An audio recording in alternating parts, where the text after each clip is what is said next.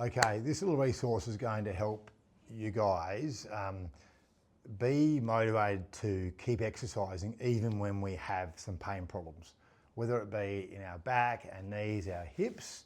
Our job as a physio is to try and give you the confidence or gain that confidence back in your body and not to stop. Because when we stop moving, when we stop exercising, it's not good for us in any way. We know movement is medicine, as corny as that sounds, it's what it is. And our job in our industry is to keep people going in whatever way they can and then try and achieve their goals that they've set.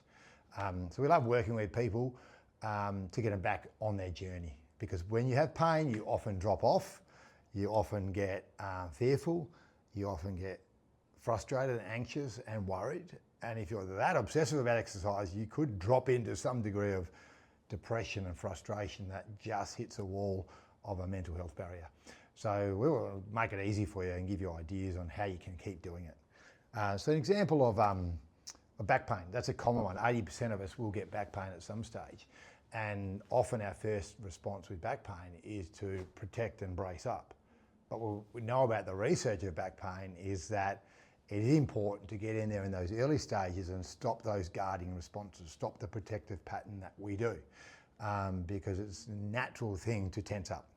So we use the concept of a clenched fist analogy. If you have a back spasm or if you have an episode of pain, our body goes into this bracing, tensing, holding pattern, and we see it all the time as physios, but people sort of think it's normal and I have to stop. But our job is to turn that clenched fist or that clenched spine or that clenched bracing muscles we do into a more relaxed, floppy movement. And we've got strategies to make you do that. A couple of simple things if you have a back spasm or a back tension that's not going away is to try and learn the art of breathing. We've got some good resources for you on your belly breathing, on your relaxed breathing. So we can go and resort to some of those relaxed diaphragm, belly breathing, dropping your shoulders. Floppy body movements. We can teach you how to get out of a chair in a more comfortable way instead of bracing. So some simple things on how to move and how to behave with early back pain is a real simple start point from a back pain point of view. Another example would be us helping people understand what medication is useful to use in the early stages. We know long term opioids and strong painkillers isn't a really good way to manage back pain. There's common facts around that.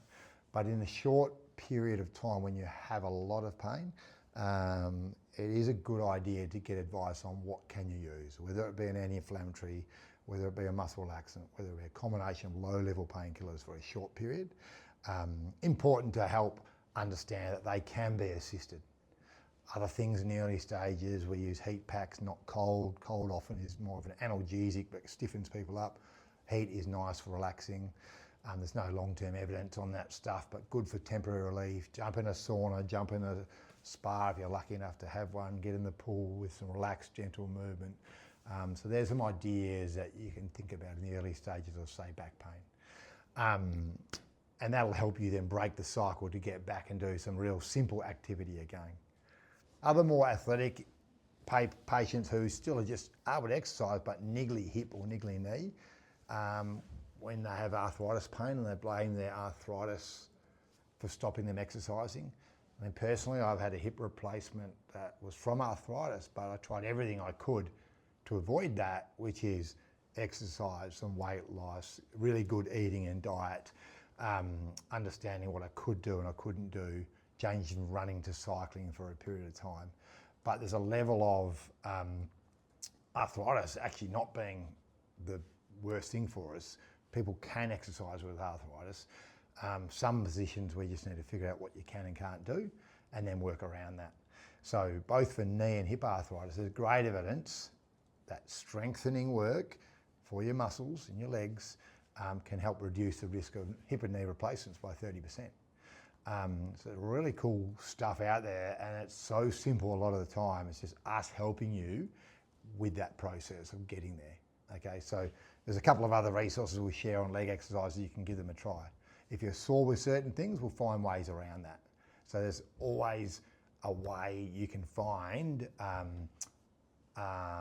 process to get back exercising.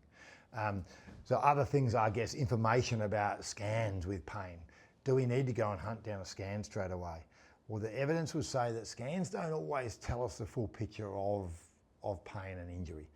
And we shouldn't rely on scans as telling us what to do. Because I have arthritis on a scan doesn't mean I can't go for a walk or go for a run. Okay, go and get some advice, get some information. Scans can be helpful to reassure us there's nothing majorly wrong there, but we also know that the evidence with scans, lots of people have things on scan, MRI, X-ray, without actually having pain. So we need to figure out that concept. So don't always think you have to go and have some scans.